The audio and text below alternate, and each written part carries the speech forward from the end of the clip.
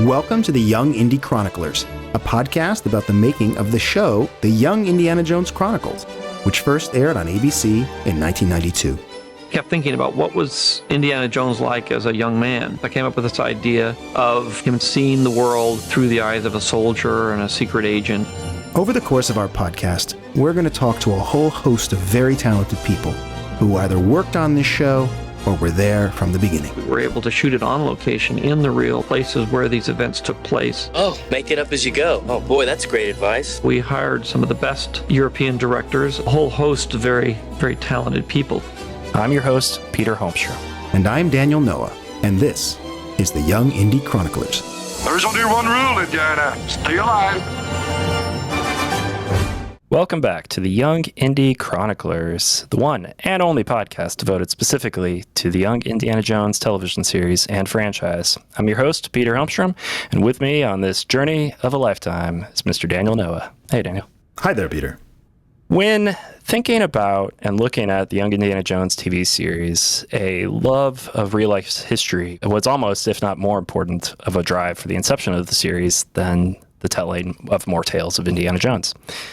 In truth, the early brainstorming sessions for the episodes would often have their impetus be which historical figure or historical situation Indiana Jones would come into contact with for this week's episode. The final culmination of George Lucas's desire to inspire a love of history came in 2007-2008, when, with the release of the 3-volume DVD sets for the series, fans were surprised and pleased to see that the sets included 94 documentaries, which chronicled the stories of the real-life inspirations for the series. These documentaries were done with little thought of earning money off them, but rather as a jumping-off point for fans and young viewers to inspire their own research of history on their own.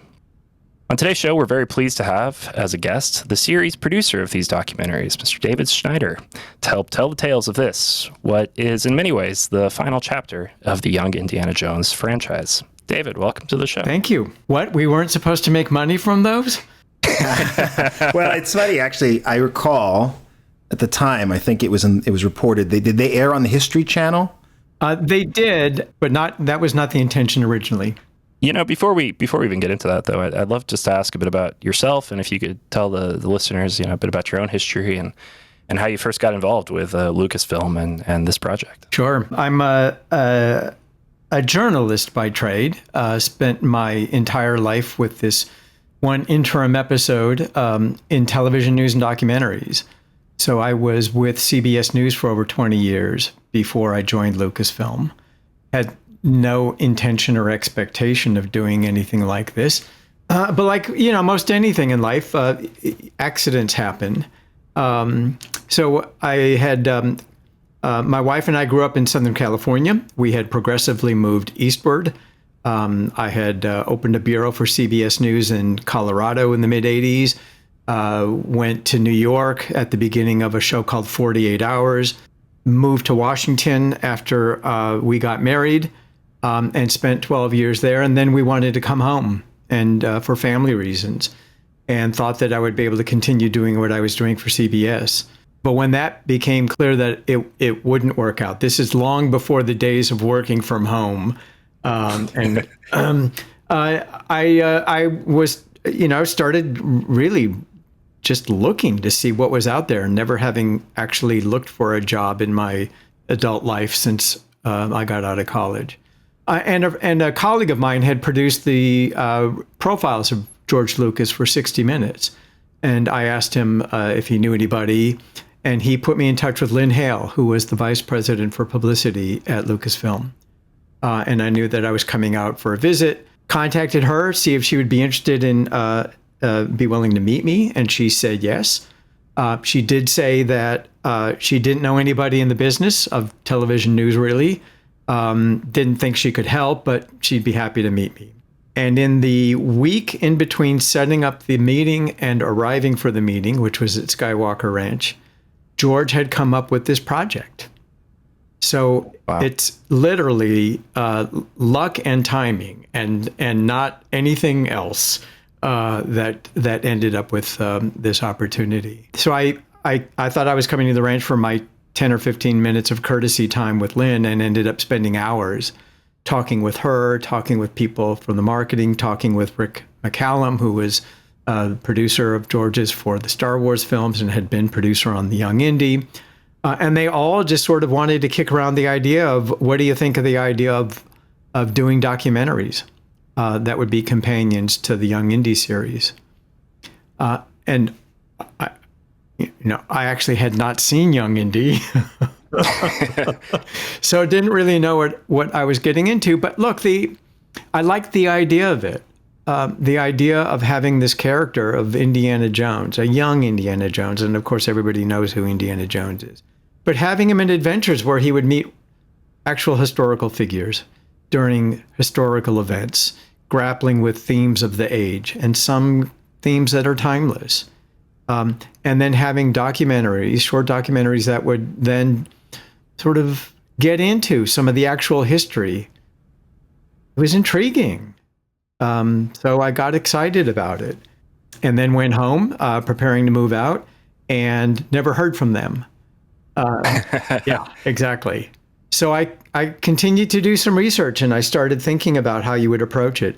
And the original idea was not to make documentaries. The original idea was to acquire existing documentaries, go out and find documentaries that had been done about the subjects that came up, acquire them, put them on a disc, do a couple of other short things in addition, maybe a photo gallery, maybe a short 5-10 minute piece on something else, but mostly to acquire existing ones. So I started looking around and found, for instance, Albert Schweitzer as a main character in one of the episodes. The 1960 Academy Award-winning documentary was Albert Schweitzer. Dr. Schweitzer returns to Gudensbach. His work in Africa has made him world famous, but at the station he will be greeted by only a handful of friends. So I thought, okay, that's a good start. We could try doing something like that. But when I started looking for other things, there's not a whole lot, frankly, that get into a lot of the material that Young Indy potentially could. Plus, it was the logistics of, finding a documentary, getting the rights to use it again, getting not only the rights to that documentary, but you have to get the rights to use all the material that they used in the documentary, which maybe they only got the rights for their own film and not for future uses. And then you might end up having to rewrite, re-edit. It gets complicated. It gets potentially costly. It's a lot of work. And frankly, I had not done that kind of work before. I'd spent my life making things, telling stories. So that's when I went and I said, look, I'm not, for all that goes into it, why don't we make our own? And David, what year would this have been? This was when did you first go? 2002. 2002, yeah. Okay. It was the summer 2002. This was quite a long project then, because the release came out in 2007 for the first time. So were you involved? Were you at the ranch for 5 years or employed by Lucasfilm for that amount of time? Yes. Wow. The idea was that it was, when they hired me, they said it was you and an assistant, and you can acquire these films and do all this work and so forth. I'll tell you a story. Before I moved out, they flew me out to attend a meeting on a different project. But at the meeting, I remember Rick McCallum handed me a piece of paper, and it was the budget for the project. And it sort of listed these details of, acquire a film, make a few other things, and so on and so forth. And he asked it, what do you think? Is that enough? And I looked at it, and it looked like a lot of money. And the idea being that we were going to do this for each of the 22 episodes of Young Indy. Young Indy would get its own disc, and there would be the companion materials for it. And I looked and I said, sure, it looks like a lot of money. I think we can do it. It was only later I realized that was the budget for one of the 22 episodes. So I was in over my head, frankly. I didn't know what I was doing, but it was going to be myself and one assistant. So when I went to them and I said, look, why don't we just make our own? I spent a couple of afternoons in George's office. We went through all the Young Indy episodes. We talked about the characters. We talked about the events. We talked about the themes, and started drawing up a list. And we ended up with over 100 films. Wow. That were being planned. And I told them I could not do them by myself with an assistant. So that's when we started talking about building out a unit to create these things. And it took time. You're right. It's pretty remarkable because I think a lot of people look at Lucasfilm at that time and it's just like they're just focused on the Star Wars prequels. And yet it sounds like this was quite a company-wide endeavor here. You know, I mean, Rick and also George were very focused on making this happen. They were. Look, you know, I think people think of it as a large kind of operation, and it is. But on another level, you know, it was a very intimate company. I remember when I first started, the woman who was head of HR told me, she says, our mission statement is making George happy. And she said, people laugh when I tell them that, but it's true. That's what we were there for. So this was something that I think clearly became obvious to me from the get-go, is that Young Indy had been a labor of love. It was something that George was interested in. I think he was passionate about. It sort of combined a lot of his own loves, which is storytelling and filmmaking and history.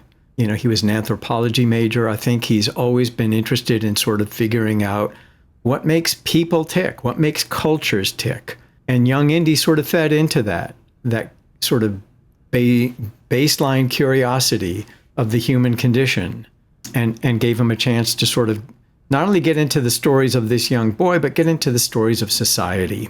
Well, my biggest hope for this TV series is that families can watch this together, because it appeals to young people, it appeals to older people, and you can share a historical educational experience.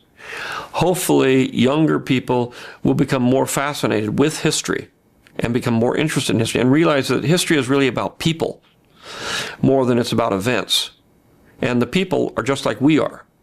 And therefore, it's very easy to connect to them and then explore the whole idea through the documentaries and say through books and through other things by doing research online to find out more about these people and begin to really understand the fascination of history, the history of the human race, the history of people, the history of culture, the history of politics. How often in the 5 years, were you regularly going to George with cuts with the documentaries? Was there a dialogue back and forth? How did that process work? There was, because we decided that we were going to make our own.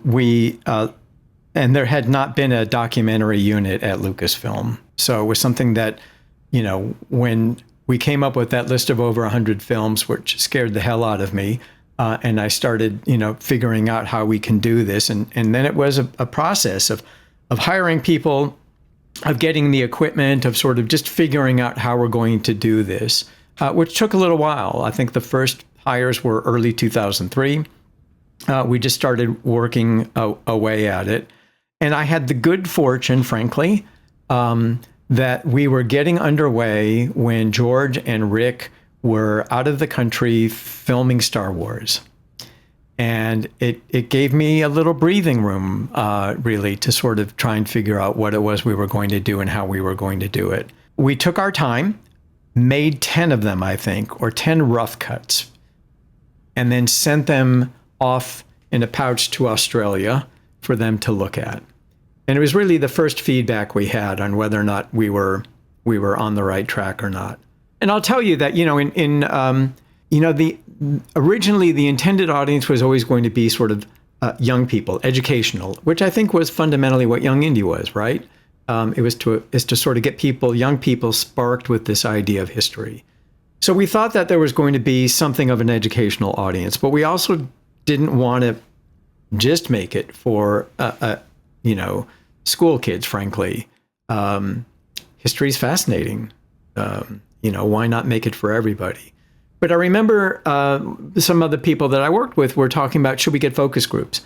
Should we see how it plays with kids in high school and so forth? Which I didn't want to do, partly because I'd never done that before, and partly because as a news person, the idea of handing over any kind of editorial control, creative control outside of what you're doing was anathema. But I also felt like we need to make them for ourselves. Us, the people making the films. They have to work for us. And if we're not very good at deciding what's a good film, then we probably shouldn't have the jobs.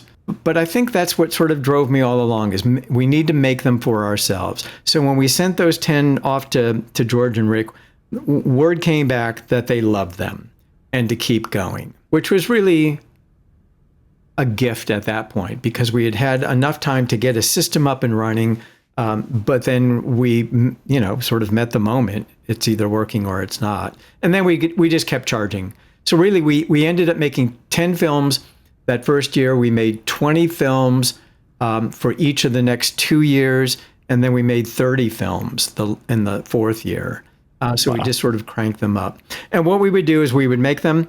We would, while they were rough cuts, send them over to George on a VHS. And he would then send a note back, approved or disapproved, or any notes that went with them. And then I would periodically meet with him just to sort of go over things and talk about, the focus and the approach and the storytelling and the creative aspects of all this. But he had this other movie he was making, it was Star or something. But, so they were busy, and that was fine. Well, I think they must have been even making Indiana Jones. I mean, Kingdom of the Crystal Skull, I think they shot in 2007. So maybe I don't know if you were done by then, but it was an overlap. No, I think they were in the process of doing it, but it wasn't being directed by George. So right, I think they had involvement, but it wasn't sort of the day in, day out. Part of what I honestly just love about those documentaries so much is that they have a certain timeless quality to it. I mean, we spoke a bit about this offline, but it's like you look back at 2007, 2008, like documentaries that were coming out on like things like History Channel or whatever were becoming quite sensational. And, they were World War II documentaries. They were like trying to latch on to kind of the Call of Duty fan base or things like that. And these documentaries here just feel very timeless in a way. They feel very kind of accessible no matter when you're watching them. Parker was the drama critic for Vanity Fair. This is not a novel to be tossed aside lightly. It should be thrown with great force. So the combination of her ladylike affect with the rawest, vilest, grossest wit. First thing I do when I wake up in the morning is brush my teeth and sharpen my tongue. I love a martini. 2 at the most. 3, I'm under the table. 4, I'm under the host. I'm sorry, did I interrupt you? I was just going to say, were you guys fans of the show? Oh, yeah, absolutely. Oh, yeah. We're big fans of the show. And did the history sort of click with you, or was it really just the character and the adventures of a first young boy, then young man? Well, for me, the history was a huge part of it. I think I came to it on VHS, so it was before your work, but sort of after it had been on TV. And I wasn't aware of what the show was, when I found it. And so what surprised me was that history element, right? That, there's a figure, and in every episode, this is somehow tied into history. And I was really into it. In fact, I was in high school, so it was when I was studying world history and all those things kind of for the first time. And it made me sort of devoted to 20th century history, to the point that when I was in college, I would sort of my group, and we were studying political science, so it was very relevant. I was the one who knew the most about 20th century history, and it was because of Young Indiana Jones. I mean, to be honest, obviously it doesn't cover like the 50s and the 60s, but more people knew that stuff. When you're talking about the early 20th century, most people I knew were in the dark about all this stuff. And that was before your documentaries. This was just from the shows themselves. And then the documentaries, I watched several of them when the DVDs came out, and I was reviewing some this week sort of as a refresher. And now it's like, man, these are like Wikipedia articles. Like today you would Wikipedia this and try to learn it, but this is like all the information, very sort of straight. The Ottoman Empire lasted some 600 years and spanned 3 continents, hugging the eastern Mediterranean. But then you have all this great footage. And that's what one thing I wanted to ask you about was, where did you source the historic footage? I watched the Mustafa Kemal documentary last night, which had a lot of film. There have been a number of metaphors that people use for Ataturk's impact on Turkish society. They say it was like an atom bomb, like a flood, like an earthquake. None of these really captures the sweep with which he changed Turkish society and the amazing ambition that he had. This is the first country with a majority of Muslim population, coal a secular regime. And then I watched the Edith Wharton, which was a lot of more photography, perhaps. One of the things that Wharton might have been attracted to in Fullerton was his sexual history. You have to imagine Edith Wharton in her 40s really having an intimate relationship with a man, if not for the first time that counted. But you still sourced a lot of imagery, and I was curious, where did you find it? How did you find it? It's a great question, and something that I think you wouldn't know by looking from all over the world, frankly. There are some very large sort of archival film houses that are out there, and we did deals with a number of them, and they just have troves of information. But a lot of it is, the kinds of things that most people are familiar with, sort of either war or, large events and so forth. For some of the tougher, narrower either categories of history or characters and so forth, you have to go looking. And we did. I mean, we had great teams. It was not a lot of people. There were 5 producing teams and 4 offline edit rooms and an online edit room. And a producing team would be a producer, an associate producer, and a production associate. So it's really 3 people. 3 people did the research and gathered the material, found the interviews that needed to be done, conducted the interviews, came back, wrote scripts, worked with an editor. So that's a 4th person coming in. We have an assistant editor to handle a lot of the sort of technical work that goes into it. But in terms of that kind of creative team, it's a handful of people, frankly. And part of their job was to go looking around the world to see what they can find. So we ended up doing scores of deals, sometimes, for lots of material. Sometimes it was for a handful of photographs. In some cases it was the relatives of the people that we were discussing that had some photos, and we tracked them down and got photos. John Ford was not a great family man, and yet he was very traditional about the family, which is kind of ironic, isn't it? I remember him as a little kid. He was always kind of funny, as long as he stuck to the beer, but as soon as he moved off the beer, get out of the way. He always presented himself as a hard-nosed action director, when in fact he was a deeply sensitive, very aware man that was deeply affected by everything that went around him. In a wedding scene, the bride's true love is not the groom, but the man in the background. We feel his regret without seeing his face. It isn't necessary very often to move the camera to cut to close-ups. What's really holding the frame really is the relationship with the people. There's something truthful, honest about it, and warm. One of the nice things that, as a result, when the films were finally done and out, we sent copies to all the people we interviewed. A number of them came back to us and said, and these are people who have written books on the subject or are, sort of experts on the subject, who told us that they saw things in the film they had not seen before, footage or photos of the things that they were experts on. That they were experts on, exactly. So look, it's a visual medium, right? I mean, I think part of the job is to try and do what you can to bring it to life. And when you're talking early 20th century, that can be tough. It's the dawn of film to some degree for a lot of these subjects, late 19th century, early 20th century. Photographs are more prevalent. Film is tougher. It can be of varying quality. But to see it, to see the people that you're, in living color in the Young Indy episode, played by an actor, but to see them, sometimes hear them, it's a time machine. And that really sort of, I think, goes along with our attitude towards the overall storytelling. None of us were historians. I think we were all interested in history. But my sense was that a lot of historical documentaries, a lot of historical work, tends to rob the history of its drama because we know how things turned out. And it has that kind of feeling in it when the story is unfolding. The drama's gone. It's just one damn thing after another. This happened, then this happened, then this happened. And I didn't want it to become that. I wanted to deal with the moment. I wanted the audience to be in that unfolding moment when real lives were faced with real decisions, that fork in the road. World War I was the most important political event in the history of the Middle East. And if we look at the Middle East today, we can see the after effects of the First World War up to the present time. There were substantial non-Arab minorities, Kurds, and of course Christian minorities, Armenians, and many others.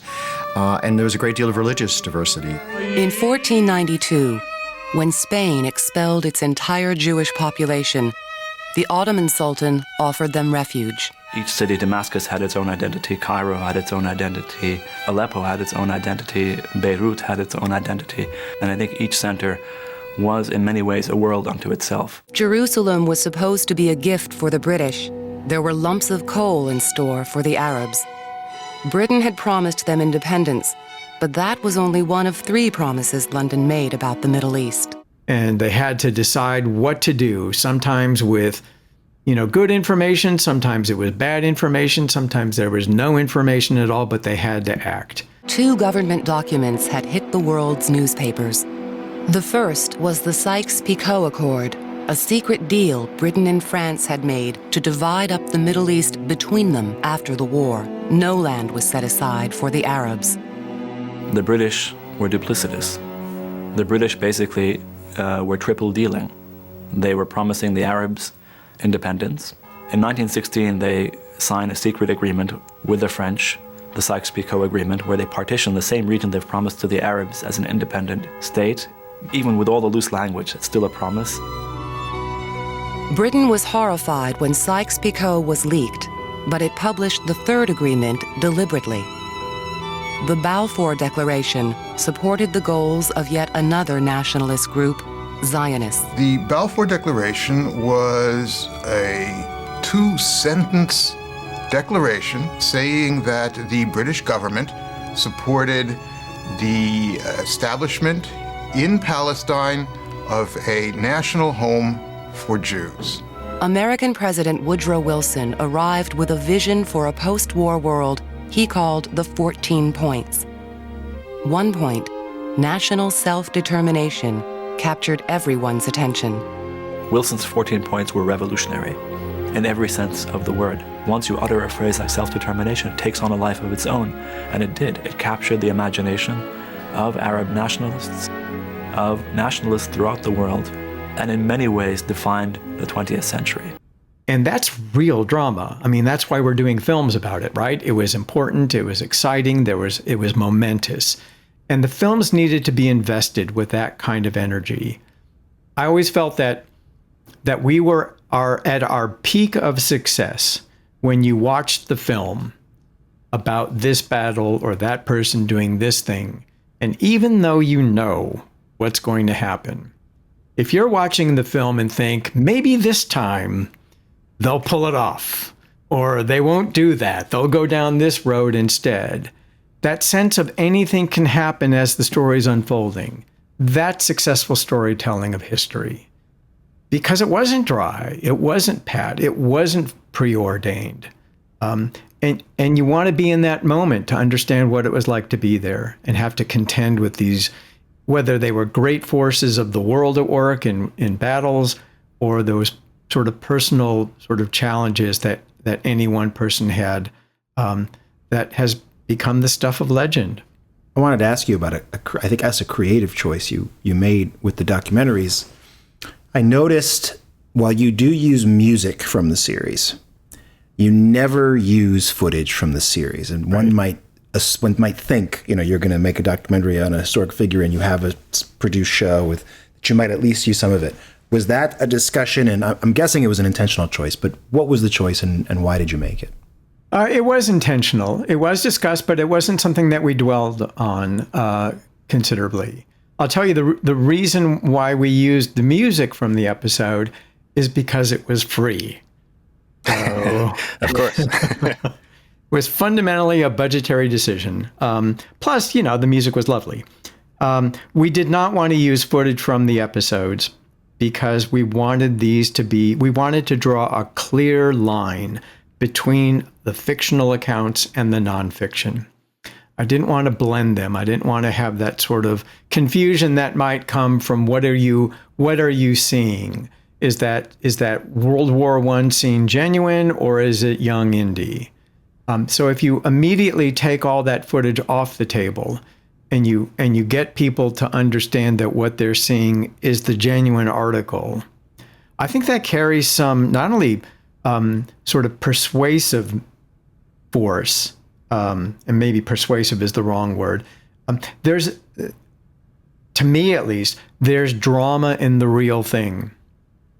Like I said, seeing the real person, hearing their voice, seeing the events as they unfolded. In some ways, as dramatic, I think more dramatic than the fictional accounts.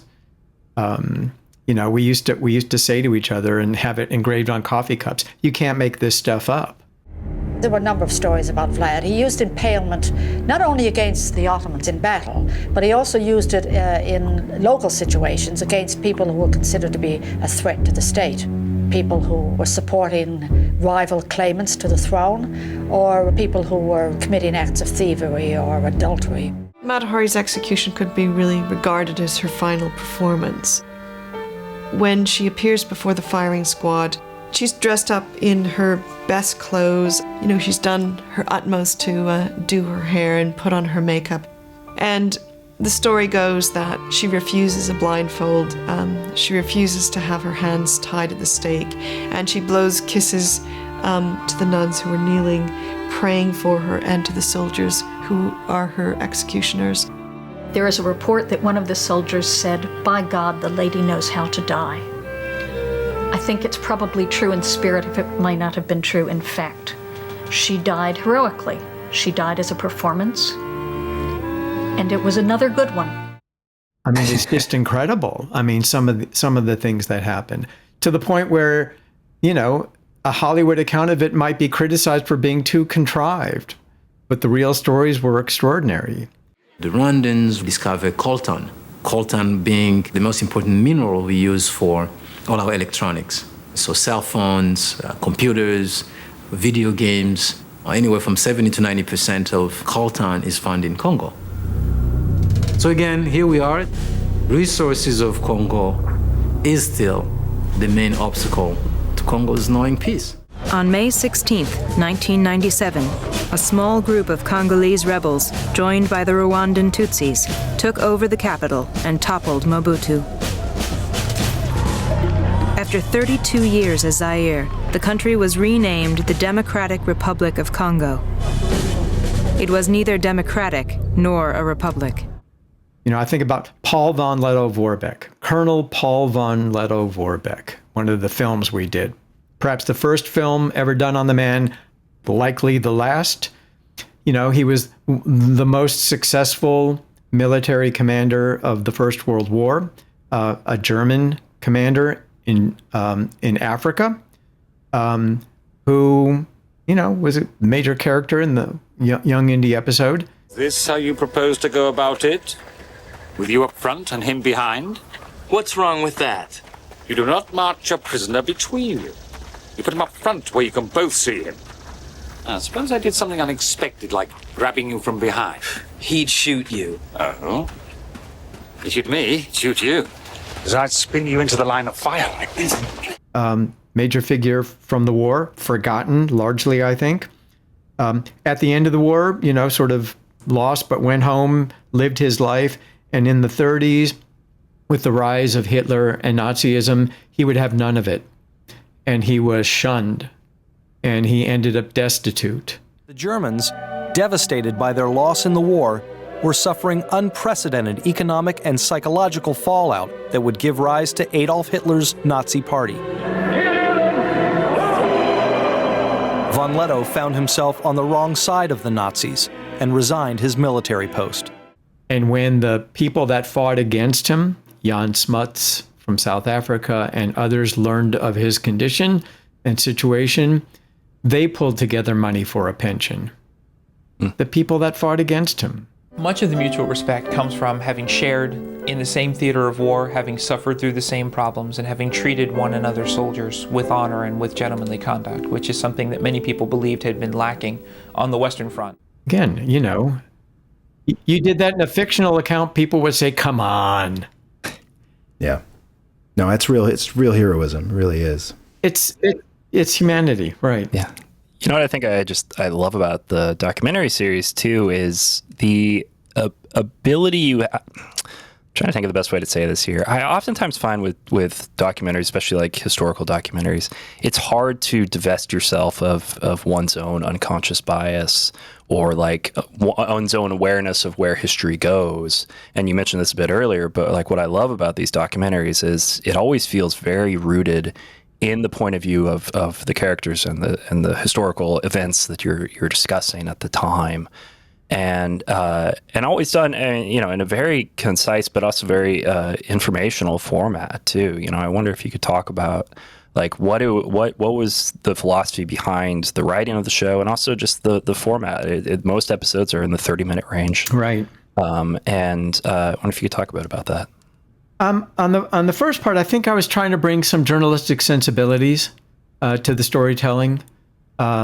We weren't there to sort of, you know, give any kind of point of view to try and persuade people of one thing or another. In fact, in many ways, we had our hands full just in explaining that it happened. Right.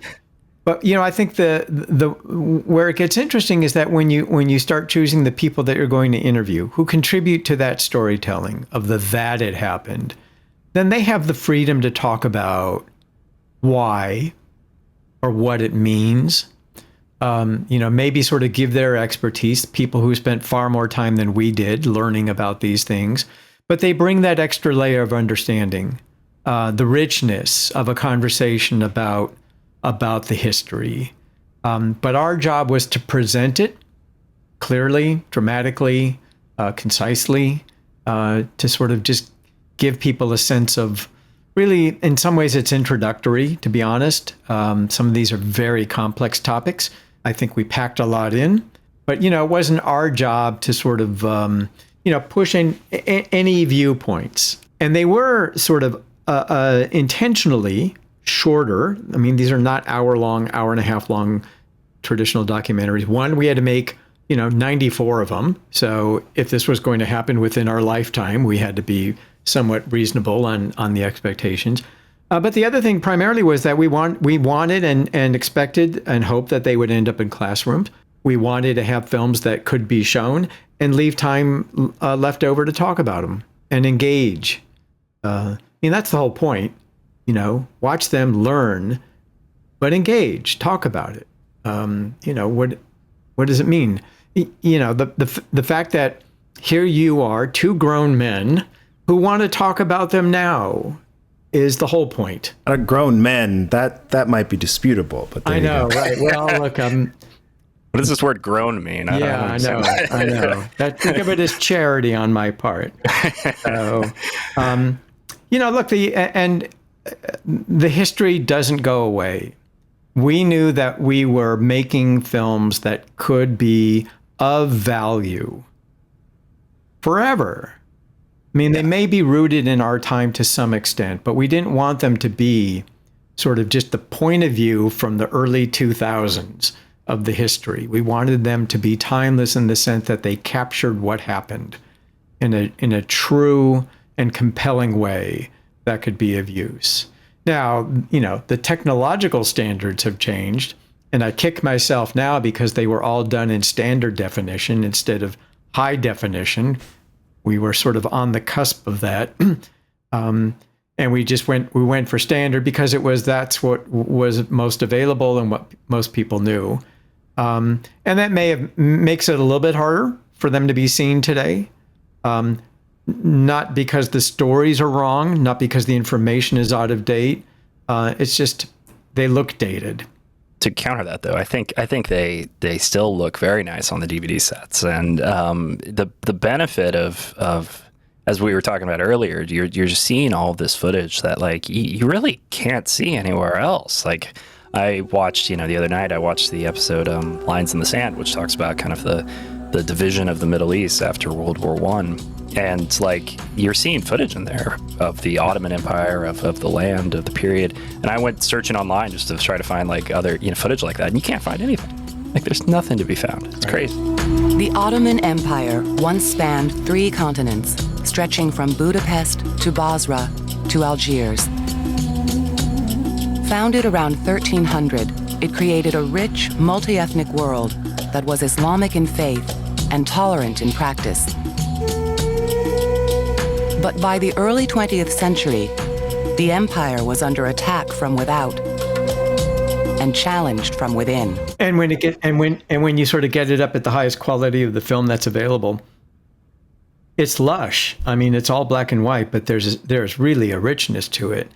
I remember seeing, there were scenes, I believe they were very early 20th century, turn of the century, lower Manhattan, early film camera, sort of, on the streets. And unlike today where you bring a camera out anywhere and yawns, they're so ubiquitous.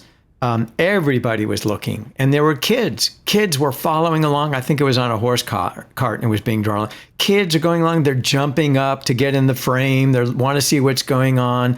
I mean, they're kids being kids, like any generation of kids, And I remember looking at that and thinking, what did those lives become? What did they go on and do? I mean, they're all gone now. Were they drafted? Did they serve in the war? Did they die in war? Did they have families? I mean, it's so real and so genuine to see these, 11-year-olds sort of hamming it up for an early film camera. And then you realize, that as distant as it might look because of the quality of the footage, black and white, grainy, etc., then you palpably understand really how we're all so alike around the world and across time. And in some ways, I think that gets to the heart of what George was really, I think, doing. But it wasn't, they weren't stories of history that were compartmentalized. And this is what I loved about them the most. It was a variety of stories, of people, of events from across the spectrum of life. Art, music, literature, politics, war, science. But it was all going on at the same time, as it is now. It's what we all live with, constantly going around, thrumming this activity. And they all bump up against each other and influence each other. But when we look at history, we tend to compartmentalize. You're a political science major, you looked at early 20th century politics, or you look at, art history of the 17th century and so forth. We compartmentalize because that's how you try and take a chunk of information and study it. But that's not how life is lived. Life is a mess. That's what makes it so wonderful and messy. And I think that's what George was getting at. It's all connected. So that we had stories of revolution, revolution in politics, revolution in art, revolution in music, that are happening at the same time. And it's no accident that they're happening at the same time. I painted that painting. And it is so good that they got signed it as one of his own. Not tonight, Jonesy. Tonight, we're playing the blues. I can do that. You know how to play jazz. I said tonight we were playing the blues. When we could go to a poetry reading? Was that where you're going? Mm-hmm. Julian Darcy's reading his latest poems. I wouldn't miss it for anything. Well, that's it then. What do you mean? Well, you can't go alone, can you? Not now that... Darling, are you serious? You are serious. Well, you're so sweet. It's so old-fashioned. Why? Well, because we're not tied to each other. We're adult, independent. We make our own free decisions. Isn't that so? Because it's not what's on the page that counts. It's what's up on the screen.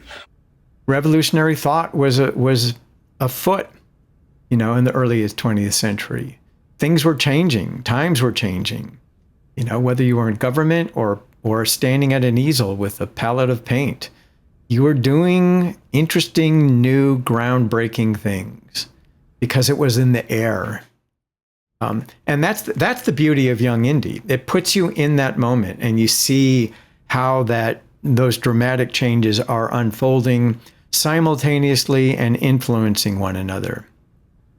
I think it was a great challenge. It was a great challenge to see those large forces at work and try and tell those stories, narrow them down in a way, but also build a body of films that speak to each other, are part of a larger conversation about what was going on. On October 24th, the day before the Congress of Soviets was scheduled to meet, Prime Minister Kerensky, worried about an attack on his government, ordered Bolshevik Party newspapers shut down. Britain used real brutal force to put down the rebellion. Some people think that up to 10,000 Iraqis died in those anti-British activities. They mounted huge operations, air operations.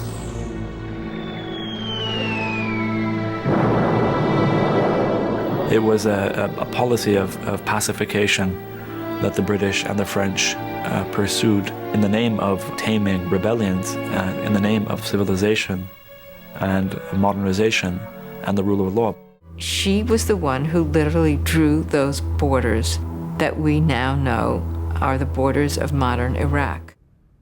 And the fact that we were looking at mostly the early 20th century was, I think, for those of us making the film, as you said, you know, growing up, I think for a lot of us, you know, World War II was sort of the war of the century. And we didn't know much about World War I. And yet it was the blueprint in many ways for everything that would follow. It was that collapse of empire around the world that had lasted centuries from most of them. And suddenly the world was turning into nations, identities, political identities, national identities, cultural identities. It was that life force of people wanting to be themselves, whether it was the creation of a state or whether it was Pablo Picasso or Ballet Russe or you name it. It was music, people coming. jazz. That's right, exactly. It was an exciting time. And I think that was something that, you know, when you're making these things individually, you look for that sort of character of the story itself internally, but you want to fit it into this larger fabric of unfolding drama. And that was, you know, that was a challenge, but also the fun of it all. Ho Chi Minh believed in the aphorism that is credited to him: there is nothing more precious than independence and freedom. Freedom is a loaded word, particularly in an art form like jazz made by African Americans, the great underclass of our society. Ataturk then turned his back on 700 years of imperial Ottoman ambition and warfare and told the world that Turkey would live within its borders. Fanny Brice was the least likely person to become a major star back in this period. If you look at pictures of what's considered conventional beauty or conventional star magnitude, you see these beautiful pictures of hourglass figures, porcelain skin, blue eyes, the complete American ideal of beauty. And into the room walks Fanny Brice. She's a short, Jewish girl who has this outrageous comic profile. She can't really dance, she can't really sing. But she could make people laugh. Am I talking too much? No, look, please. Here's the thing, David. You're so eloquent about this, and you're speaking in almost poetry. It's hard. It's almost hard for me to keep up, and it's hard for my questions to outpace what you're saying, because it's so fantastic and moving, and it's just such a special show in how it does execute all those things, and it looks at that chunk of history, you know, in a capsule, you know, because there are other science fiction, time travel, historical dramas of all kinds, and do all kinds of things, but what you're talking about, the concurrence of all the movements and the commonality of the period, that's just Young Indy. And, you know, as we were preparing for this and I was thinking about the history, I was like, you know, we can't fall into the trap of thinking that history starts with World War II. You know, we can't fall into this trap of thinking the Nazis were the beginning right? Like that was a culmination of centuries, as you say. The Ottoman Empire controlling a vast section of the whole world, and it was modern weapons and modern, armies that ended something that started with spears and shields. Like that's crazy. Yeah. And we don't think about it, and we don't really think it's relevant to our day-to-day life. But I think your films, especially with the footage, and seeing the humanity, which you said, it really reminds us that no, we're still in it. The story we're still in it. Exactly. And we're connected. We're still in it, and we're connected. What happened then matters now. Whether you know it or not, whether you ever knew it and forgot it, it's connected, and it's driving what's happening today. And I know you both have mentioned that sort of the film about the creation of the modern Middle East following World War I. And I have to say, with what's going on in the world now and things that are going on there, I've been contacted by people out of the blue. Not many, but some who have written and said, watch that film, showed it to my kids to give them a sense of why what's happening is happening. The British decided to knock the Ottomans out of the war, bolster their own ally Russia, and win strategic territory while they were at it. For Britain, the Arab Revolt's military value paled beside its political importance. They gave the British political cover to portray themselves not simply as invading colonialists, but as allies of the people who were bringing liberation and independence to the Arabs against the oppressive Ottoman yoke, as they portrayed it. And, I watched it again, too, and sort of because of what's going on and looked at it again for this. And it's extraordinary, isn't it? When you realize that, we live in the headlines, we live in the unfolding drama and pain that's going on, and you think it springs out of now, or the broader now of our lifetime, or our memory in recent years of knowing what's been going on.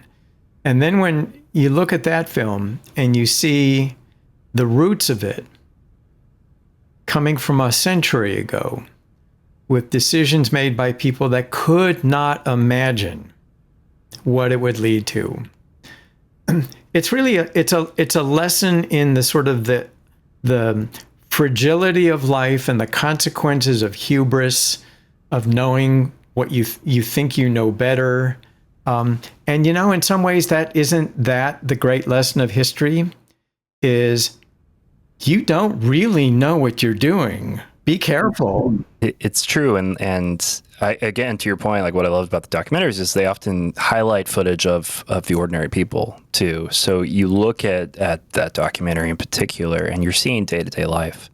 And then you're seeing how politicians just made up stuff with swishes of a pencil or whatever that have had ramifications for the century. But I also think on the flip side of it, it's really important for, I think a lot of people today think that for the most part, the layout of the world is what it is and has been that way for a very long time. And that's just utterly not true. And I think to your point earlier, the deciding period of time was really the time of the Young Indy series, was when, not the show, but the time period they're talking about, where major changes are happening the world over, and that we are still feeling the ramifications of today, but also that wasn't really that long ago. We're talking 100 years. I mean, sure, none of us were alive at that point, but, it's like, it's not that long ago. And yet, we've been, the effects on the ordinary people, the effects on people that are very much just like us, right, are huge. So it's a wonderful series because it is drawing all these connecting lines, either in the series, in the episodes themselves, or you start to think of it yourself, just having watched them, and you're like, oh, this applies to this applies to that. And in some ways, the time period was one of the most interconnected of human history in a lot of ways.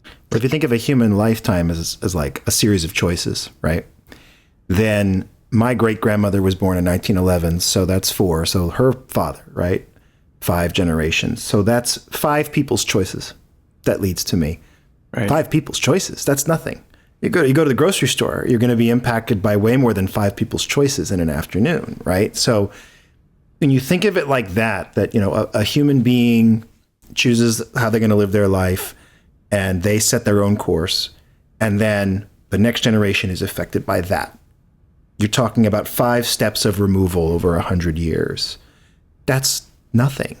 When you look at the revolutions you mentioned, the Russian Revolution, 1917, when they made the episode in 1992, or actually they shot it in, I think, 91. I believe they shot it before the Soviet Union actually ended, right? So, it was ending as they were making the film about it beginning, which felt like a long time ago, but not even a century. Right. It's beautiful, the synergy of all that. Yeah, there were probably, people who were alive at that time when they were making that episode who were adults when it happened. Yeah, So, I mean, my grandfather was born in 1912, and so his early school lessons would have involved probably the discussion of the Ottoman Empire, discussion of the I guess it was just called Russia back then, wasn't it? Like the Russian Empire, the I Russian think. Empire, Yeah. And yet, it's hard for us to even comprehend that today, where it's we think of our own time as being just like existing, and maybe this says something more about human, hubris than anything else. But it's hard for us to take a step back and really think about history and about our place in it, and how easily things change. And it's that you're connected, let alone how and what it means. And you were talking about, sort of the chain of choices made by people over time and how it affects you. But then layer on the complexity of all the things that happen where you didn't have a choice. Of course, and then you start to see where things can go haywire. And I think that's part of the history as well. The unintended consequences, the decisions made by people a century ago who thought they were doing well, meaning well. And here we are today with bloody consequences because of how things went wrong. So it's really, it's very rich. You mentioned something just a few minutes ago about how, people aren't aware of both the history. I think, frankly, a lot of them just, they aren't aware of the world. There are a lot of maps in the documentaries. Not a lot. They pop up frequently. I love maps. I think you need to understand the layout of the world to understand the events of the world. Like the Middle East and the making of modern states a century ago, the drawing of the lines on the map and how that affects lives. The Kurds, an ethnic group from the north, wanted autonomy from the Arab majority in the south. That majority was split into 2 Muslim sects competing for control on religious grounds, the Sunni and the Shiite. The map that Bell drafted for the Cairo conference intentionally created a Sunni majority, one she knew would be more friendly to the British. For a lot of people, they don't even know where these things are, let alone what's going on there.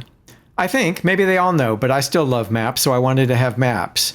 I'll confess that my favorite part of Indiana Jones and Raiders of the Lost Ark is the map with the red line, right? Yeah, it's brilliant. Yes, it's a great moment. Because it's that's the possibility, right? The adventure ahead, the going into the unknown, crossing the planet to who knows what. Well, in some ways, that's what you get with the maps in a nonfiction sort of context as well. This is where it's taking place. And it matters to see where it's taking place because that will have an influence on what's taking place. Who's your neighbor? What are the resources? What are they fighting over? We want this piece of land, you want that piece of land. What's nearby? The Middle East with the Suez Canal. It's one reason why the people fought so hard. It was a way to get from Europe to South Asia without having to go all the way around Africa. So those things matter, and I felt like the maps were important in that respect. And it was it was early days for that kind of graphics. So the early films have a very kind of flat sort of the colors we used for the maps were colors that you would see on the old pull-down map from your grade school class that were made in the 1950s, hanging behind the projection screen from films and slideshows. So we wanted to duplicate that, but we got them a little bit more sophisticated over time. But again, it's that grounding in the sort of physical reality of the world and where things take place. I mean, that was the beauty of Young Indy, right? Look at all the different places in the world they went to, that they actually went to. You know, they weren't just sort of backlot adventures of filmmaking. Those were adventures in filmmaking. Well, I think that's really the beauty of the series is like it's challenging viewers to empathize with other cultures by actually taking you there. Right. And that's something that very few movies and films do today, or movies and television shows do today. But even at the time, it was just like, maybe you could get a second unit to go over to somewhere to get some exteriors, but most things were shot on a stage, and you could always tell, and you could always feel it. It's just, but Young Indy, it's like you're there, and they're hiring local, for the most part, local talent, and it's remarkable. And then these documentaries just add to it by giving you behind the scenes. And I just want to say again, like, I appreciate just how devoted you were to the point of view of the situation of the characters at play. I watched the documentary earlier today about Charles de Gaulle. De Gaulle would demand soldiers. He would demand information. He would demand to be kept in the loop. And Churchill used to tolerate this and then go back into his office, light up a cigar, pour a large glass of scotch and explode. But he's sort of letting off steam because, in fact, Churchill rather liked de Gaulle. And he recognized him for what he was, an extraordinarily brave and rather lonely figure at a time when France was at its lowest point in recorded history. And it was just fascinating because it's like hardly ever does it mention America. And I think it's great because you watch something on the History Channel from that period of time, and it would be like, how did the Americans influence in all this matter more than anything? And yet this really felt like, no, this is a story about this man and kind of the myth of his own creation, and it was wonderful. I mean, it's just fantastic. And I think it was like as I was watching some of the episodes and I was watching some of the documentaries. And it's like, it's so great that you don't have to like look up stuff about the Young Indy. You're watching it and you're like, oh, was this guy real? What was this really about? And then it's like, oh, it's on there. You can there, and it's comprehensive and it's factual, and you're getting some footage and some photography, and it's like, sure, you can read more if you like, but like, you don't have to worry about like, am I getting all the whole story here? Or maybe they're misrepresenting, maybe maybe this person wasn't really like that. You get it on the disc, and, it's a shame that, and I would assume, it's actually, if you knew, I don't think there's anywhere to get these documentaries except on the DVD set. And I don't know that there are any plans, but I was curious if you were aware of any plans to make these documentaries available. I think Disney is discussing the possibility of releasing the documentaries via YouTube channel. And, wow, that'd be great. I hope that happens. If you're listening at Disney headquarters, look, again, my feeling is, a few moments ago, I dissed the audience by saying that nobody knows where anything is in the world. Now let me flip it around and say we trusted the audience to sort of get invested in a good story. It doesn't have to be from your point of view. You don't have to tell the story of Charles de Gaulle through the lens of American eyes. The story of Charles de Gaulle is interesting, and it's important, and it remains relevant today, as it was 15 or 20 years ago when we made it, or 20 years from now, or 100 years from now. I trust people to understand what's significant about these lives. So when we made the films, we made them thinking about posterity. I know that sounds weird, but we were. One of the things we did and made a point of and went to great lengths to try and ensure that they would always be available is we acquired the rights for every photograph, every clip of film, every illustration, whatever we had to go and get, we got the rights to all media worldwide in perpetuity, which is another way of saying that whoever has the films and owns them for distribution can do it and it won't cost them a penny to get new rights, because we wanted them to be out there. That's great. Everywhere, all the time, as much as possible. And that did mean that there are some things that we couldn't use or couldn't get because of the rights issues.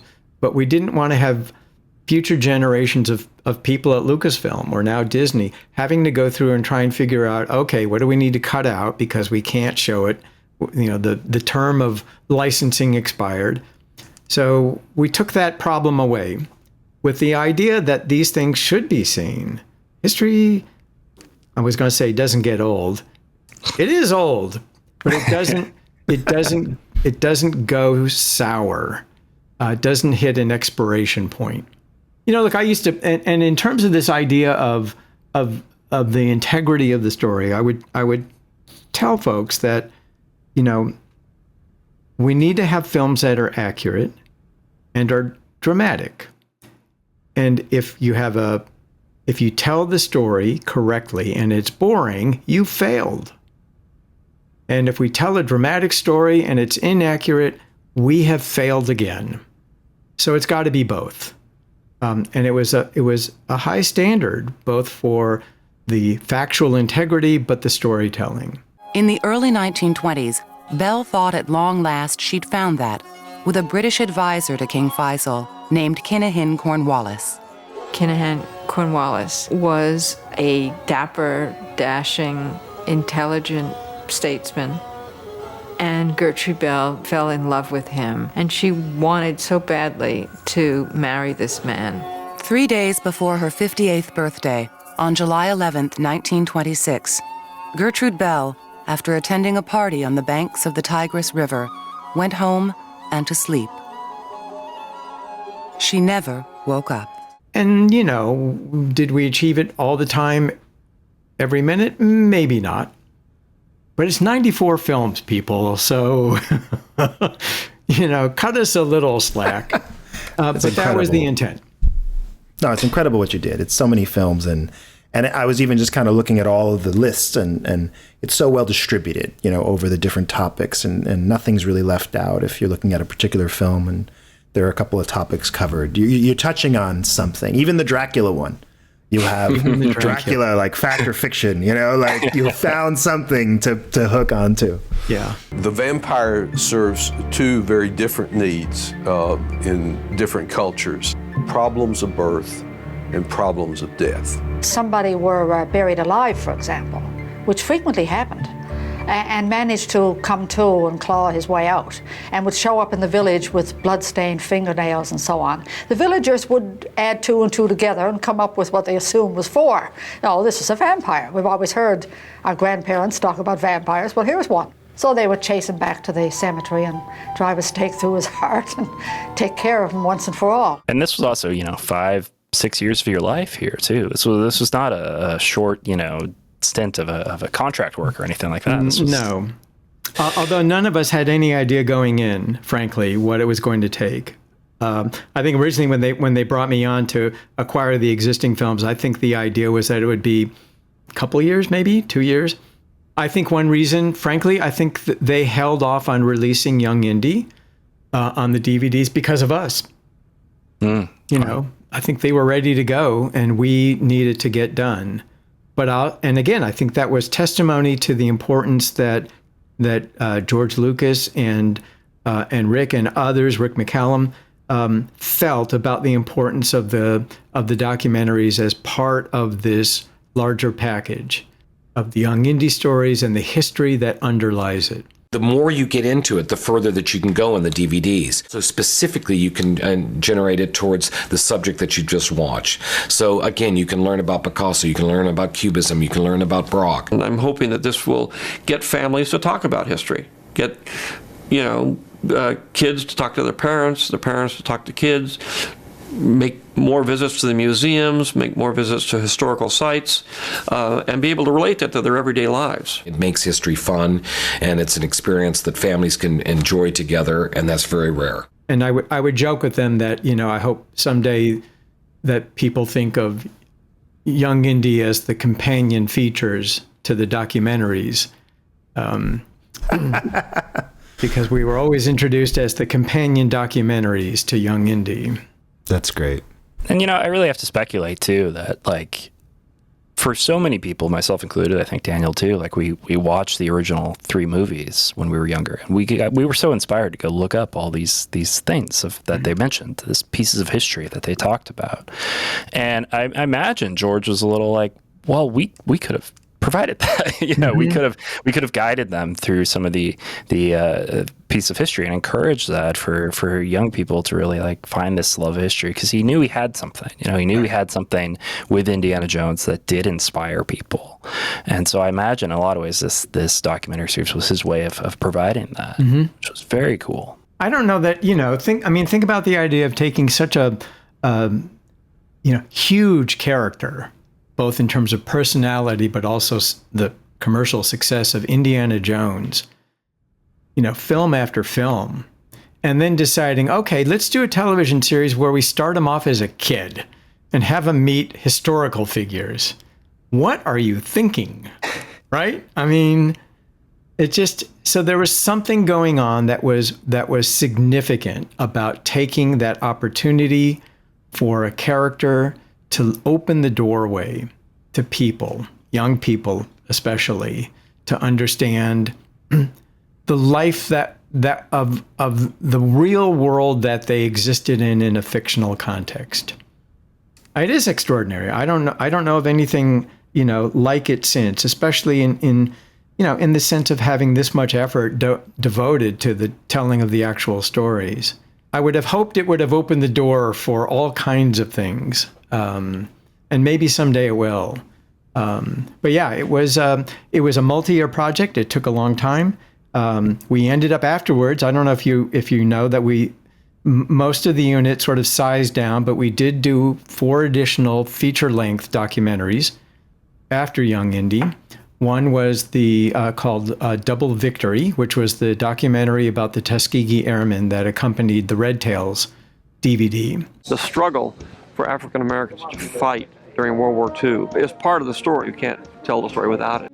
This 1925 War College report really reflects the racist atmosphere in the United States in the interwar period.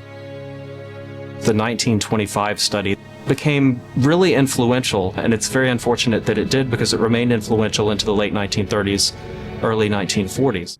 And then we did a 3-part series on the history of American foreign policy called Manifest Destiny. I was going to ask about this because I know I've noticed for many years that is listed on George Lucas's IMDb page. Yeah. But I cannot find it. and I wonder if you can answer that question for me. Yeah. Well, it was... I'm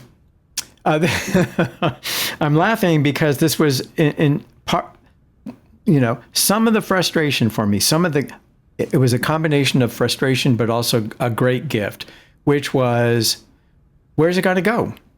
Who's going to see this? Who are we making this for? And it was always, don't worry about it. Let's just make it, and then we'll figure it out, which gave you tremendous freedom in the sort of making, but it didn't always lead to it being seen for whatever reason. In the case of Young Indy, maybe it was because when we talked about, you know, should they all be a standard length so that they can go onto TV and fit a format of television broadcast. These will never get on TV, just make them as long as they need to. Well, you know, 94 films later, when there was an appetite for wanting to put them on TV, we had films that went from 18 minutes to 30-some minutes, and History Channel wanted some of them, and it was a bit of a chore to get them edited into an hour-long format for 2 of these films. So Manifest Destiny, it was a labor of love. It was the idea of, and really it was George's idea, and he came up with the title. We were looking for projects to do and had gotten interested in the various stories of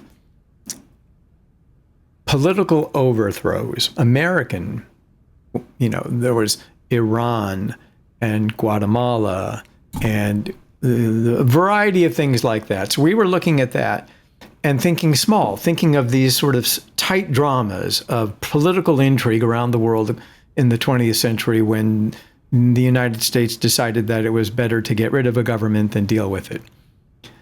And we took it to George, and he said, that's too small. Let's do all of foreign policy and call it Manifest Destiny. The phrase manifest destiny first circulated in the mid-1800s and claimed God's blessing on westward expansion. But in 1898, the United States reached a turning point. It pushed out beyond the continent and declared war on an evil empire. By war's end, America was, for the first time, an overseas empire itself. And it was really just that. It was a simple sort of idea of take it all on. And then we went back and did the architecture for a 3-part series that looked at that history to try and understand the flow of the great events and the great forces at work. They're 90 minutes each. They were, feature-length documentaries. They did appear on PBS in 1-hour cut-downs. And then they were available. You could get them in the educational market. I know that there were, DVDs that could be purchased for showing in classrooms, but they haven't been seen much, and they're good. And the 90-minute versions have never been seen. Only the hours were shown on. Not in broadcast. So, okay. Yeah. Yep. So if you're out there, America, and you're trying to figure out how the heck we handle the foreign policy of the United States. Some Americans saw an exciting new future ahead for their country. It was going to spread its Protestant Christianity across the globe by missionary work. It was going to penetrate markets like Japan and China through commercial treaties. And it was ultimately going to become a force of good. But not all Americans agreed. A disillusioned Mark Twain spoke for many when he denounced U.S. actions in its largest new possession, the Philippines. I have seen that we do not intend to free, but to subjugate the people of the Philippines. We have gone there to conquer, not to redeem. I would love to see it, so if anyone's listening who has control over these masters, I would love a copy. Reach out to me. That's what I. I know a guy who knows a guy who knows a guy. I could probably get. Well, David, if you know a guy, that would be fantastic. Is it? I'm just trying to do the math here. Is it somewhat fair to say this might have been a casualty of the Lucas sale of the company to Disney? Like one of these things maybe just got a little lost in the shuffle. No, I think it was before then. It was before then. Yeah, okay. we sort of Young Indy came out in 2007. We started work on these things immediately, and I believe they came out in 2009. Okay. So, gotcha. Because I know they were shooting Red Tails, I want to say in 2009. It didn't come out for a few more years, but it seems like when they were shooting. Red Tails was going on simultaneously to Manifest Destiny. I don't remember the dates, but it was around the time. What was great about that, again, and it's just, it is in some ways, we had the better jobs. Because while they were doing a film about these stories of this incredible history, our film was called Double Victory because it represented the 2 victories of conquest over, the Axis forces in Europe, and a second victory over racism and the acceptance of what African Americans could do in military service. We found surviving Tuskegee Airmen and interviewed them. A number of them we brought to the ranch for the interviews. And I think, I think the people that were making the film were a little jealous of us being able to actually sort of spend our time with the reality and the living reality of the people that did the history, that were responsible for the history. So it was, again, nothing takes the place of the real thing. As skilled as you are at telling a fictional story of exciting history, the history is the real deal and it's the best story. I'm biased, I know, but what can I tell you? No, you're the expert, so we want your expert opinion. And so it's Manifest Destiny then would have been your final project with Lucasfilm? It was, yes. Okay. Yeah. Was it just decided to close up shop for a bit at that point, or what was the ending there like? I actually left before shop closed up. Okay. I'm a journalist. That's how I see myself. And it took me a long time to figure out that I'm not the way I am because I'm a journalist. I'm a journalist because of the way I am. I want to figure out what makes the world do what it does. And sort of being a reporter and telling the stories was my way of understanding all the scary stuff around me growing up with assassinations and war in Vietnam and so on and so forth. So I missed it, frankly. I missed being a reporter. And I was not,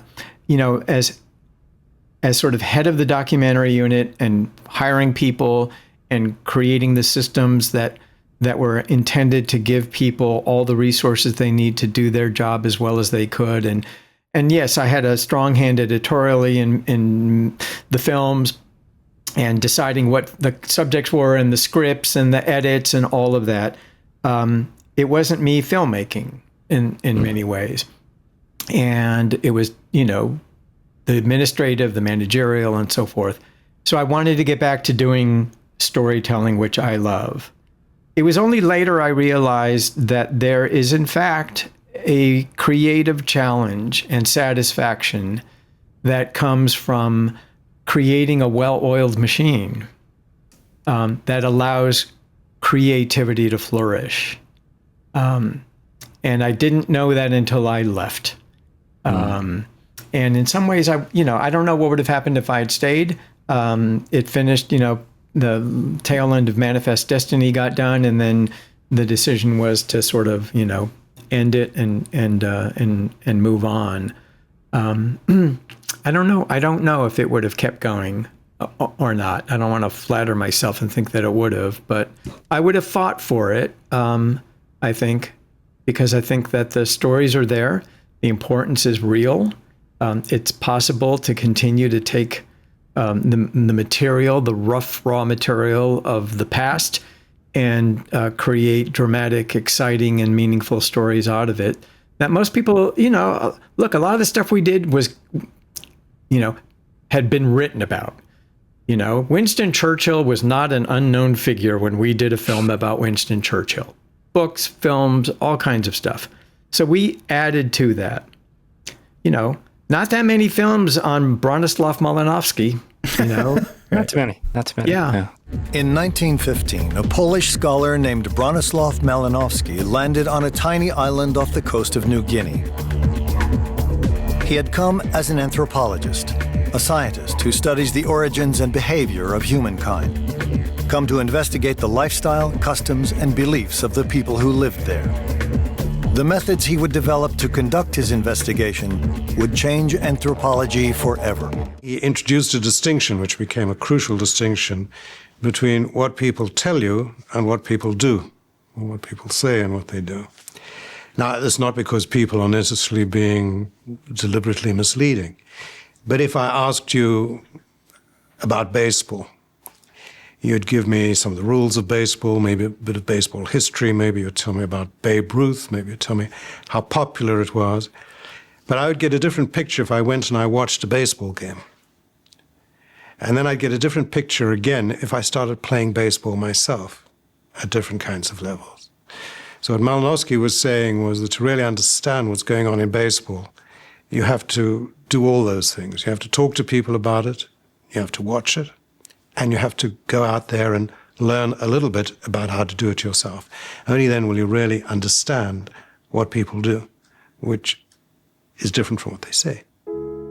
Malinowski realized that anthropologists who relied solely on what people told them had no way of knowing if their data was accurate or not. So in some ways, we were sort of creating the works that would have a potential general audience. And, there's tons of that, tons of stories still to be told. No, and I agree. And I think, part of the joy of the series is it's talking about topics that rarely ever get discussed, right. Which is shocking because as we've been talking about, it's just like the period of time was just one of the most important of recent history.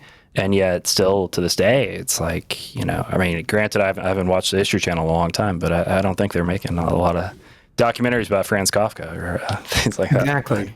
Right. Just after his 30th birthday, Kafka met Felice Bauer, to whom he became engaged. For 5 years, Kafka and Bauer carried on a long-distance liaison. She in Berlin, he in Prague. He writes to her a letter that is supposedly a letter of proposal, 25 pages long, in which he lists clearly in extraordinary detail all of the reasons why she wouldn't want to marry a person like him. Look, structurally, the films are all sort of fit a kind of a template. I don't know if you're aware of it. I'm not sure if you're interested, but they all begin with what we call a tease. He came from poverty and illness in India and was declared the new Messiah, groomed to bring salvation to the world. As a boy, he became the symbol of a new spiritual movement and spoke to those weary of social strife, religious dogma, and materialism. But as a man, Jiddu Krishnamurti defied the expectations of those around him. And when he found his own voice, he didn't offer salvation. It just opens up. The story starts, and we try and give people a sense of what this is going to be about before the title of the film comes up. And it's the idea that you may not think you want to know anything about Kafka or Malinowski or Sergei Diaghilev or people you may not have heard of. But just give us a minute or 90 seconds and then decide. To the crowds who had come to him looking for salvation, he offered both less and more. And I felt like if we could just get them in the door and let them see a little bit of what was coming, they'd be interested. There's almost a newsreel element to what you did too. Like it's obviously historical, but it almost plays contemporary. It almost plays like you're watching it as it's happening, as if you took news clippings that had been done and sort of, maybe that's your journalism background, but you sort of stitch them together, and now I'm sort of watching a compilation of news footage from a particular period of time. And to try and be in the moment. Again, it's sort of a combination of looking back, but also being in the unfolding moment. That drama of, real lives, people making real decisions, contending with circumstances often beyond their control, and doing the best they can. Look, a news story of something, horrendous or dramatic or important going on today, you turn on the nightly news and you get what happened today.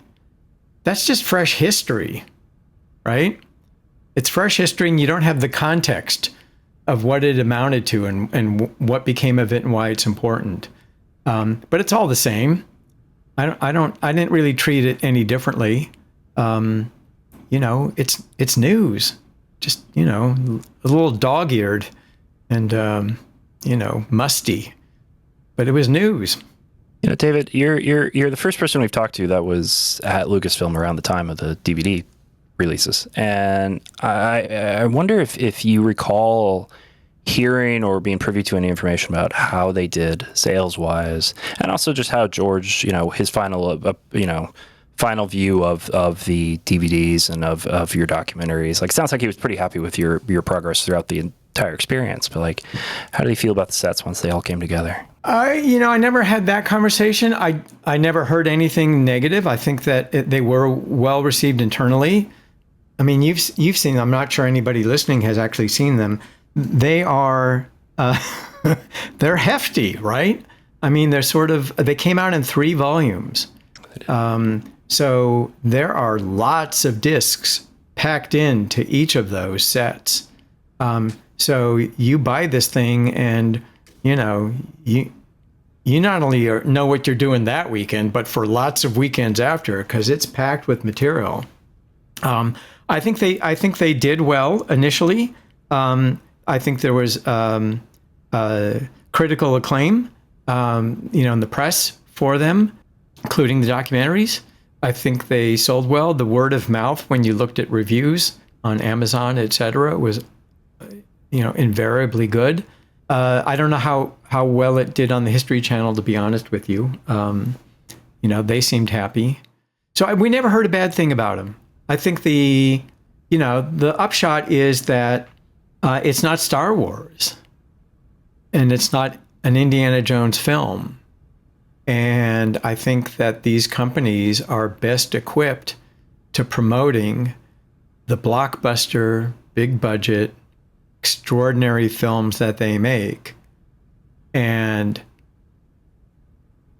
30-minute documentaries on history, maybe not their strong suit. In black and white, no less. Yeah. Yeah. So I don't know whether they just that they knew what to do with them. In some ways, it's not unlike what we're going through in the recent years in this effort to try and get them out.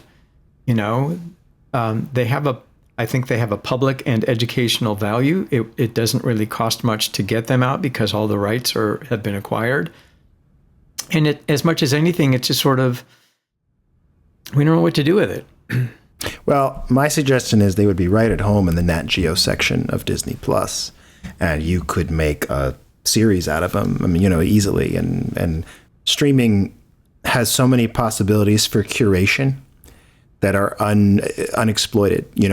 I'll put like 3 seasons of a show on a service or whatever. But you could have on that same menu screen, it could be war history, art history, political history, right? And that could just be the sorting. And then, you could look at the documentaries on that topic. Believe it or not, Hulu did this with the X-Files to celebrate an anniversary. If you go to their page, they actually have sorting by like type of episode. And it's great because certainly you walk in and you don't know where to start and it's right there. But very few services will do that. And I think with education, it would be a fantastic way to present the material because people don't necessarily know what they're looking for. Right. And they could come and they could browse by topic. And the other thing I love about streaming that is challenging for traditional television, but great for this, is you don't really have to watch in any particular order. You can sort of browse through and scroll with your remote. With the discs, unfortunately, the cumbersome nature of it is, you have to flip through the disc and read the titles. But, once you put the disc in, if you want to change, you got to change the disc, right? Pack a lunch. Yeah, you don't have to do that. You can just flip through. And I think it would be a great way for people to explore in an educational setting. Let me ask the two of you, did you guys ever check out the timeline, the interactive map timeline on the disc? Do you remember it? It's been a while, but I did once upon a time, yes. Yeah, it was sort of set up for Windows 98, I'm afraid. It was actually one of my favorite parts because it was that, in a way. It was, we were looking for a fun way to give people a sense of what it is they had in their lap. So we actually worked with a company that did this kind of work and had done museum displays and other sort of organizing principle kinds of things. And what it is, we took the idea of Indy's journal. Do you remember that? He sort of had that journal with him.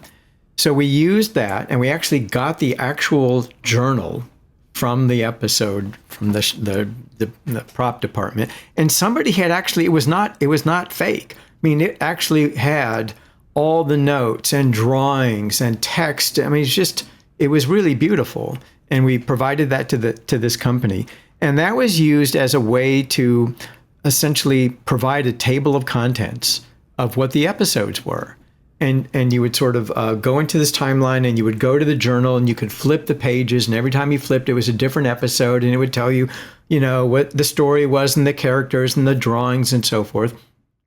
And then for the documentaries, we had a world map. Again, maps. But it was a world map and it was a timeline as well.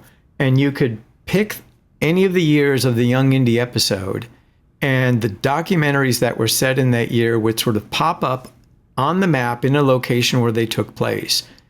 And it would sort of give you that.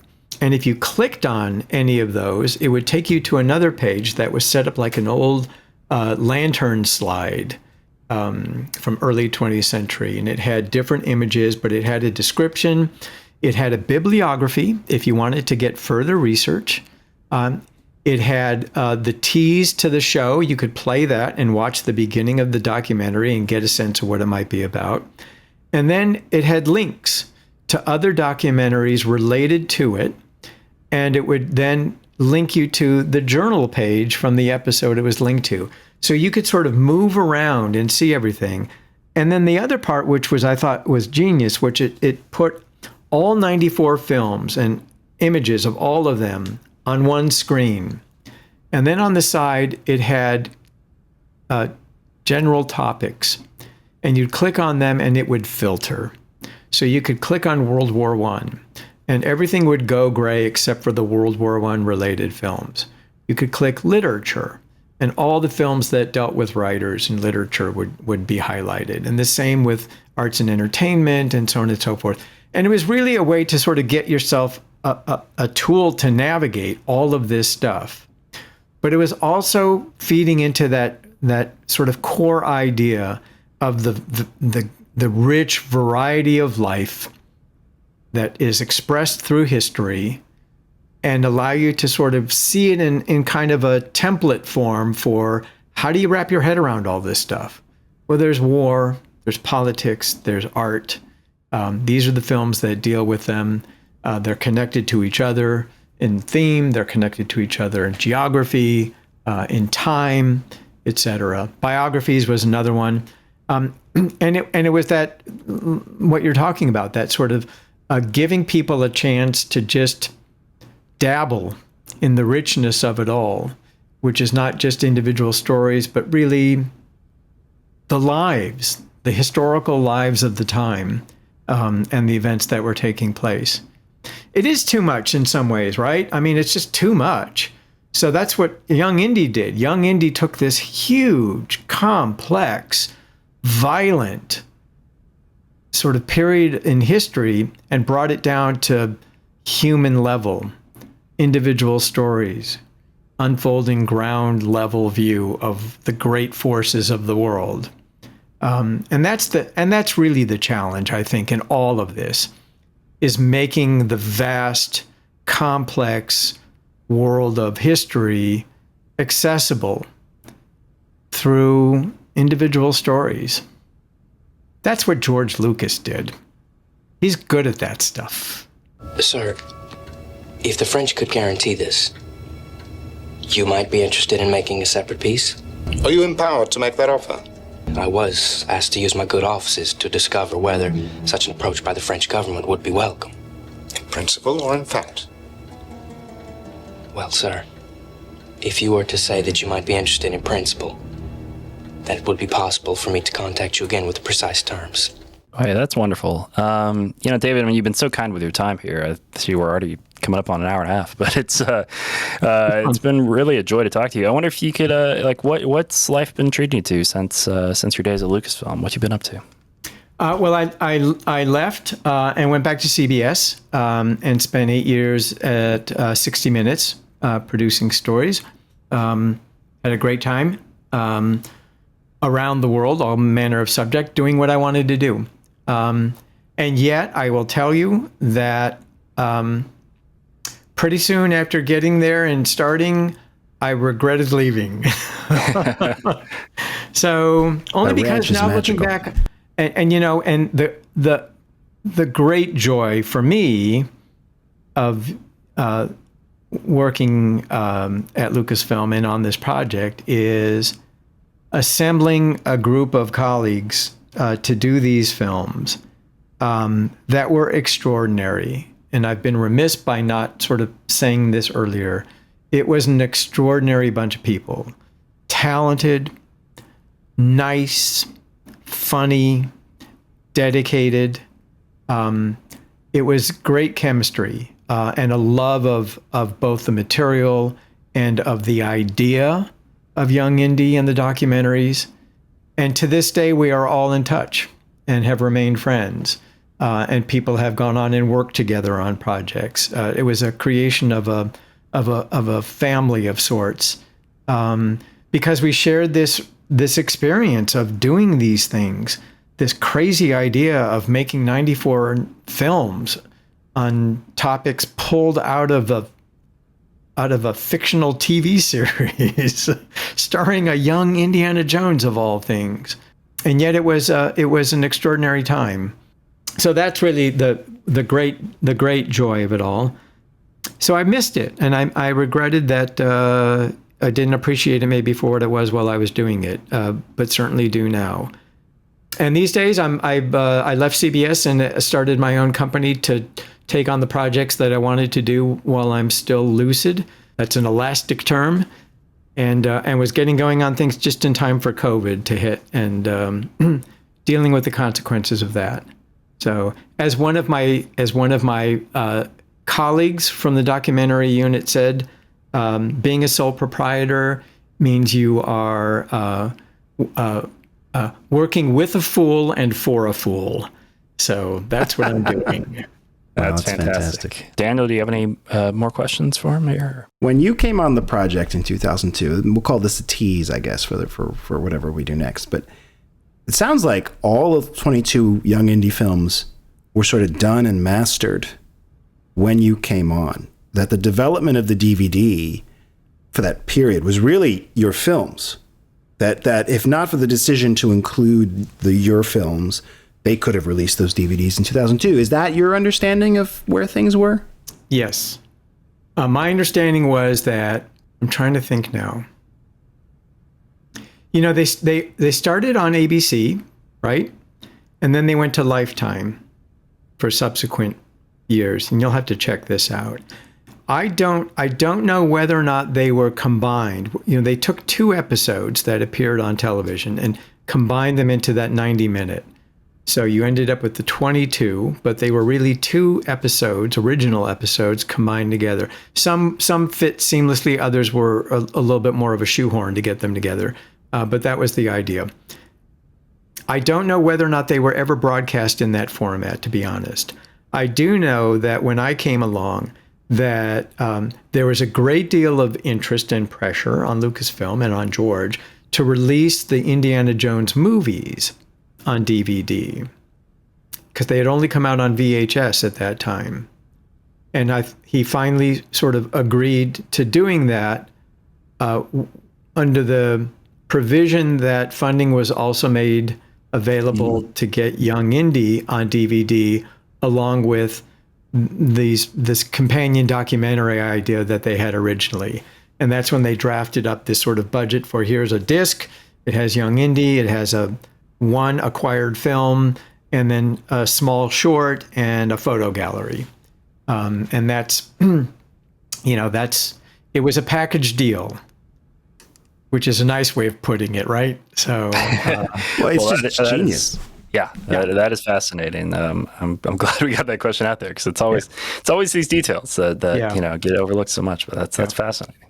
Good for him, and good for Paramount for waiting 5 years for a DVD. I don't know they they had already a paid choice, to be honest. Yeah, well, fair, but still, I pity those people. Yeah, I will say this though. Once we got going, I'll say 2 things. One, the budget that was created under that idea of 22 Young Indies. Get 1 documentary for each disc, and these other small things. That the budget did not change when we decided to do 94 of our own productions. Plus, we did a series of 3 1-hour lectures, 1 for each set, with H.W. Brands, one of the historians that we found in the course of our filmmaking. He did these 3-hour lectures. We brought him on for that. We did this timeline map, interactive thing, all under the same budget. So, which means one of 2 things: either we were very good at managing the money wisely, or the budget was out of whack from the get-go. Probably both. I bet you they got, because if you think about it, in those days, if they were able to leverage the trilogy on DVD, they probably did get a nice solid commitment of cash. I don't think they came out on DVD until well into us being on the project. That's true. It would have been fall of 2003 is when they would have been released, right? No, there's a lead time, but yeah, it would have been about that time. But I'll say this, never once did anyone say, hurry up. Yeah. And you know what? That's to their credit. That's just great. They felt it was important. They knew it was work. They knew it was tough. They knew it was ambitious. And they said, go do it. And they gave us the wherewithal of time to do it. And really, that's what the real challenge was. It was leveraging the money that we had to buy time, because that's what we needed. You couldn't rush these. If we had tried to get them out, in the 2 or 3 years that were originally intended, either we would not have done as many or they would not have been as good. And as it was kind of a hellacious timetable. People, the teams had 5 weeks. That's pretty tight. It's quick. I mean, it was an edit schedule of 5 weeks. So every team that was working on films, they had one that they were setting up, they had one that they were in the process of shooting and writing, and they had a third one in the edit room, constantly. And there were a lot of plates spinning in that circus act. Was there a DVD producer separate from you, or because the films were done, essentially you were acting as the DVD producer? In terms of mastering it on the DVD? Yeah, I guess like overseeing the Young Indy DVD project. No, we turned them over to Paramount. Paramount did all that, and they did it for the episodes as well. So when we were finished, we basically gave them masters, and they did all that. The involvement. Look, our involvement with Lucasfilm was with George. Frankly, I reported to George, and it was with Rick, and then Catherine Ramos, who was the unit manager for Lucasfilm that oversaw and helped keep the wheels from falling off our group and was instrumental. And we did all the sound work at Skywalker Sound, which was a delight. Because you just walked, I don't know if you've been to the ranch. One day. I've been to the gate. There's a story there. It's quite lovely. And we were in the stable house, which is one of the buildings that are there. And then to go to the sound edit and sort of review that, you would just walk down the road past the vineyard and the lake and the main house and go to Skywalker Sound and do that there. So to have all those facilities, essentially, around the corner, made a huge difference as well. We had, the edit rooms were in our building. The online edit was there as well. It was really a self-contained, soup to nuts kind of operation, so that by the time we were done, we could hand over a master tape ready to go into the DVD authoring, and a book with all of the clearances and contracts and everything done. And here you go. It's yours and ready to put out in the world.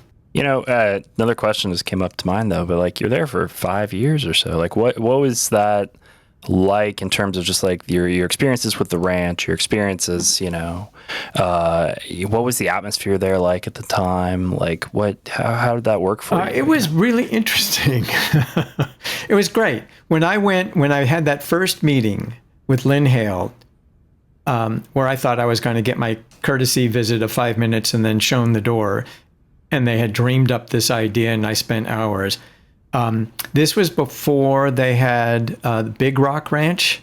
Are you familiar with that? That was up the road, second facility, and long before the facilities at the Presidio in San Francisco. So everybody from Lucasfilm, with the exception, I think, of Industrial Light and Magic, was at Skywalker Ranch. And they were packed in. It was tight. I mean, there were people like in broom closets with a desk. I mean, it was not that comfortable a place. But by the time I started, they had opened Big Rock Ranch and moved virtually everyone to that facility. And all the buildings that are at the ranch, which is the main house, which is this beautiful large Victorian structure, and then a number of 4 other sizable buildings around it, and then down the road is Skywalker Sound in a separate facility, plus some other things. They were all empty. I mean, when I started, I was in a building by myself for a while until I got the first employee. Wow. Who I was so grateful to have, just to have someone to talk to.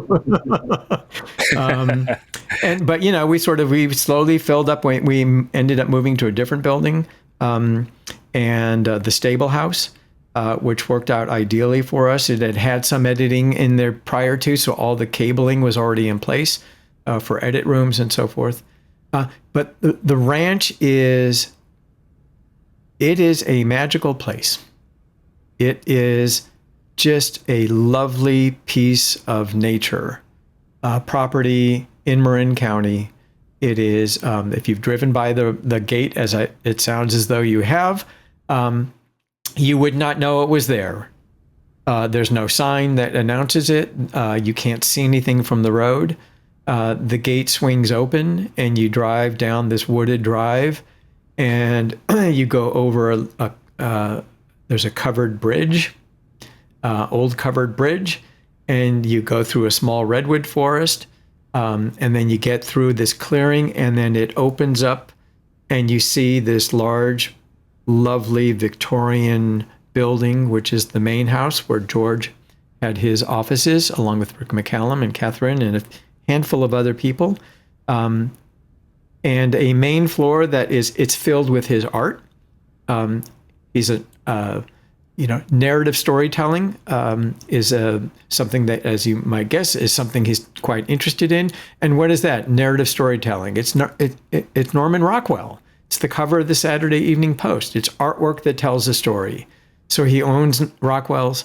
There are some props from the various movies in one glass case, but everything else is sort of fits this sort of the time period of this building. And it's gorgeous. And you walk around and it's just, you can't believe you're there. And then a bobcat will sort of cross your path. And it's just, it's really something. And I think, I remember George said to me something that I have carried with me ever since, which is that one reason he built the ranch, which is out in the middle of nowhere, and you all are in the heart of Hollywood and the bustle and beehive activity and so forth, which he shuns, I think. He said he built the ranch because he wanted to have a place for people to work where they could think. When's the last time somebody said, here, I'm going to give you an office in a beautiful location because I want you to think? Yeah. Nobody in my lifetime, that's for sure. It was a gift. And there is something about being in the environment and seeing that beauty and the silence, and recognizing how special it is that elevates your involvement, commitment, really, to the work, because it's special because where you're at is special. So yeah, it all contributed. That's beautiful. I don't know. I'm overwhelmed. I suppose maybe that's a good place to wrap things up on. David, do you have a website or any social media handles you want to tell the audience about so they could track your work or anything? I can't imagine anybody wanting to do that. Oh, come on. You got a business. Got a business. I heard you say you were a sole proprietor. I know. Tell us about your business. Sonoma Films. Because I'm in Sonoma County. Anyway, the website is sonomafilmsweb.com. And check out the documentaries. If you can get your hands on the DVD set, it's really worth your time. And hopefully, it sounds like maybe there's some plans in the works to get them online. And if so, certainly you can read all about that on our channels. We'll be sharing that out. And I think it'll be great for everyone to get to see those films. And listeners, thanks for being here. If you'd like to get in touch with us, you can find us at... We also getting a YouTube channel set up. Thanks very much for being here. And until next time, keep on adventuring.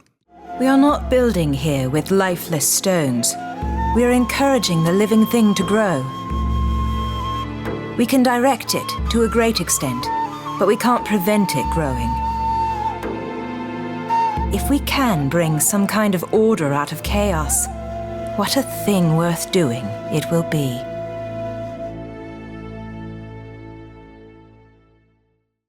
Next time on the Young Indy Chroniclers. We're thrilled to have Gavin Scott, the writer of movies such as Small Soldiers and Absolutely Anything. The first half of my career was as a journalist, but if you want to ask how I got from journalism into screenwriting. How did you get from journalism to screenwriting? Dick Lester, who made Superman and Hard Day's Night, optioned one of my scripts. George Lucas is coming to London. Send him the script that I wrote, who might have inspired Indiana Jones to become Indiana Jones, the young Lawrence of Arabia. That's what I put to George. I think that was what swung it.